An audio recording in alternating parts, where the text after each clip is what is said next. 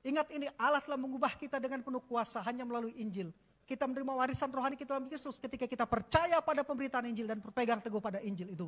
Di dalam Injil kita diselamatkan, kata Rasul Paulus. Kita dibenarkan, kita dikuduskan, kita didewasakan, kita disempurnakan.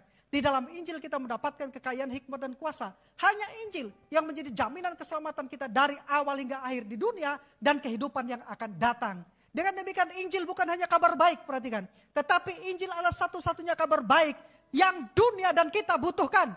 Injil adalah satu-satunya kabar baik yang dibutuhkan oleh dunia. Sekali lagi, bukan etika, bukan pesan motivasi, bukan pesan moralitas, bukan sekedar kesaksian biasa. Kesaksian tanpa pemberitaan Injil tidak mempunyai kuasa untuk mengubah orang. Hanya Injil, kata Rasul Paulus, yang dapat mengubah orang. Sebab itu aku tidak mau memberitakan yang lain selain Injil Yesus Kristus, kata Rasul Paulus.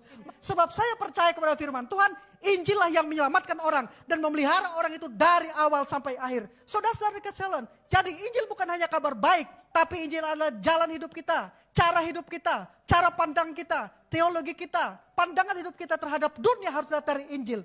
Injil adalah jangkar kita, pengharapan kita yang menguatkan kita. Karena itu jangan pernah mau digeser dari Injil. Injil saja cukup dari awal sampai akhir memelihara hidup kita. Amin. Injil, di dalamnya kita teguh berdiri. Karena Injil adalah Yesus Kristus yang lahir dan Yesus Kristus yang hidup. Yesus Kristus yang mati bagi dosa-dosa kita dan bangkit bagi pembenaran kita. Itulah yang menyelamatkan kita, membenarkan kita, menguduskan kita, mendewasakan kita, menyempurnakan kita. Amin. Injil. Jangan bergeser dari Injil. Kolose pasal 1 ayat 23. Jangan mau digeser dari pengharapan akan Injil itu.